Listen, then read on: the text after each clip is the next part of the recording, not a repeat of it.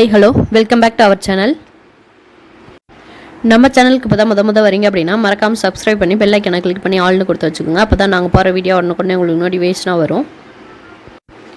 இந்த வீடியோ உங்களுக்கு யூஸ்ஃபுல்லாக இருக்குது அப்படின்னா மறக்காமல் லைக் பண்ணுங்கள். நீங்கள் போகிற ஒவ்வொரு லைக் தான் நெக்ஸ்ட் வீடியோ அப்லோட் பண்ணுறதுக்கு எங்களுக்கு ரொம்ப மோட்டிவேஷனாக இருக்கும். வாங்க வீடியோக்குள்ளே போகலாம். நம்ம இன்றைக்கி பார்க்க போகிற டாபிக் 8ஆம் வகுப்பு 2ஆம் பருவத்தில் கல்வி கரையில் அப்படின்ற டாபிக் தான் பார்க்க போகிறோம். வாங்க வீடியோக்குள்ளே போகலாம். கற்றோருக்கு கல்வி நலனே களநல்லால் மற்றோர் அணிகளம் வேண்டாவாம் முற்ற எனும் பாடல் இடம்பெற்றுள்ள நூல் எது? நீதிநெறி விளக்கம்.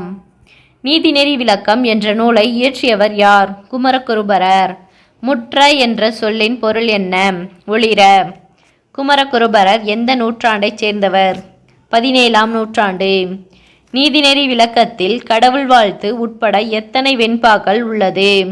102 வெண்பாக்கள். கீழ்கண்டவற்றுள் குமரகுருபரர் இயற்றிய நூல் எது? கைலை களம்பகம். கல்வி கரையில கற்பவர் நாள் சில மெல்ல நினைக்கின் பிணிபல தெல்லிதேன் என்ற பாடலின் வரிகள் எந்த நூலில் இடம்பெற்றுள்ளது? நாலடியார். கத்தியை தீட்டாதே உந்தன் புத்தியை தீட்டு கண்ணியம் தவறாதே அதிலே திறமையை காட்டு என்னும் கவிதையை எழுதியவர் யார்? ஆலங்குடி சோமு. அகம்பாவம் என்ற சொல்லின் பொருள் என்ன? செருக்கு. ஆலங்குடி சோமு அவர்களுக்கு வழங்கப்பட்ட விருது எது? கலைமாமணி விருது.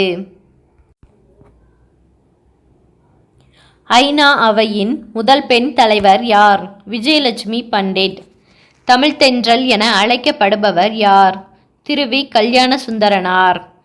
பெண்ணின் பெருமை என்ற நூலை எழுதியவர் யார்? திருவி கல்யாண சுந்தரனார். நந்தமிழ் காவியங்களும் ஓவியங்களும் இயற்கை அமிழ்தாய் உயிரையும் உடலையும் பேணுவதை உணர்வீர்கள் என்று கூறியவர் யார்? திருவி கல்யாண சுந்தரனார்.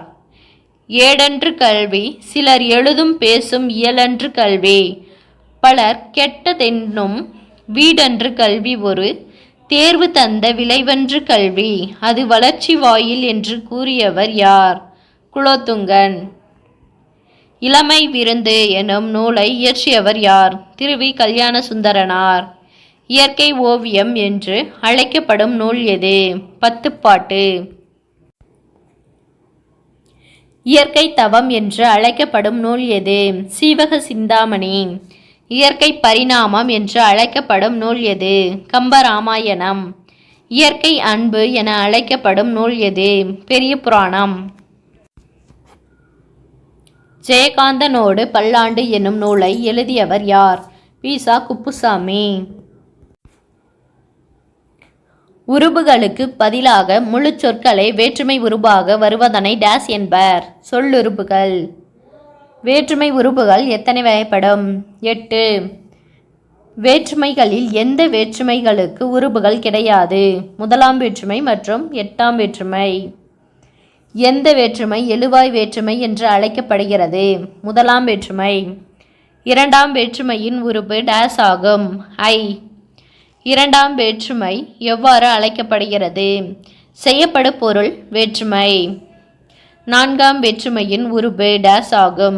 கு. 4ஆம் வேற்றுமை உருபுடன் கூடுதலாக சேர்ந்து வரும் அசை எது? ஆக.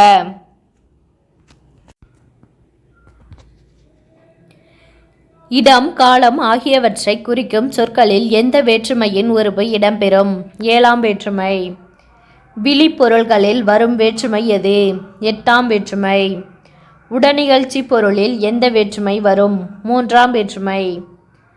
அறத்தான் வருவதே இன்பம் இத்தொடரில் பயின்று வரும் வேற்றுமை என்ன? 3ஆம் வேற்றுமை. தமிழ் காவியங்களை படியுங்கள் இன்பம் நுகருங்கள் என்று கூறியவர் யார்?